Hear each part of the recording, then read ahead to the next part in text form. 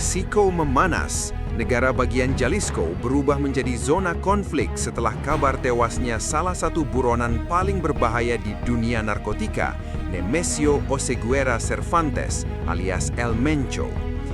Pemimpin kartel generasi baru Jalisco atau CJNG ini dilaporkan tewas dalam operasi militer berskala besar yang dilakukan aparat keamanan Meksiko.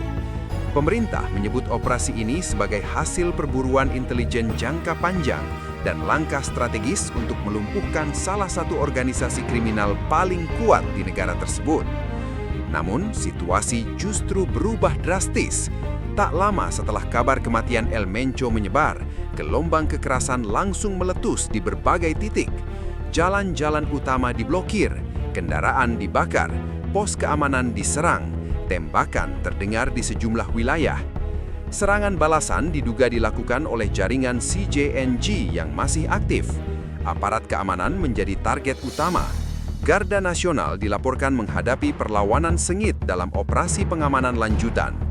Pemerintah pusat bergerak cepat. Tambahan pasukan dikirim ke wilayah terdampak, status siaga ditingkatkan. Pengamanan diperketat di sejumlah kota strategis.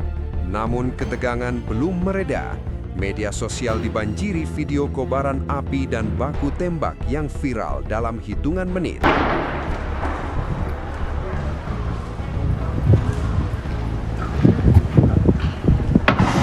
Informasi simpang siur beredar luas, memperkeruh situasi dan memicu kepanikan warga.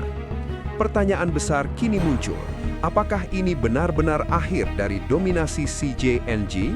Selama bertahun-tahun, kartel generasi baru Jalisco dikenal sebagai salah satu organisasi kriminal paling agresif dan terorganisir di Meksiko. Mereka membangun jaringan distribusi narkotika lintas negara, memiliki struktur komando regional, serta sistem operasional yang tidak sepenuhnya bergantung pada satu figur. Artinya, meskipun El Mencho tewas, organisasi ini belum tentu runtuh. Analis keamanan memperingatkan potensi perebutan kekuasaan internal. Sejarah menunjukkan kekosongan kepemimpinan dalam tubuh kartel kerap memicu konflik berdarah antar faksi.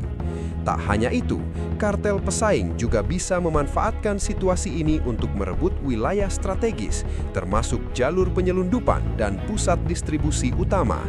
Jika itu terjadi, eskalasi kekerasan bisa meluas. Dampaknya sudah mulai terasa. Aktivitas ekonomi di beberapa kota terganggu, sekolah diliburkan, sejumlah bisnis memilih tutup lebih awal demi keamanan. Warga diminta tetap berada di rumah dan membatasi aktivitas luar ruangan. Situasi ini juga menjadi sorotan internasional. Stabilitas keamanan Meksiko kembali dipertanyakan. Terlebih negara tersebut akan menjadi salah satu tuan rumah Piala Dunia 2026. Pemerintah menghadapi tantangan besar. Mengeliminasi satu pemimpin kartel memang merupakan kemenangan simbolis, namun struktur kartel modern jauh lebih kompleks dan terdesentralisasi. CJNG tidak hanya terlibat dalam perdagangan narkotika, mereka juga disebut beroperasi dalam pemerasan, penculikan, penyelundupan manusia, dan berbagai aktivitas ilegal lainnya yang berdampak luas pada ekonomi dan keamanan lokal. Kematian El Mencho bisa menjadi titik balik.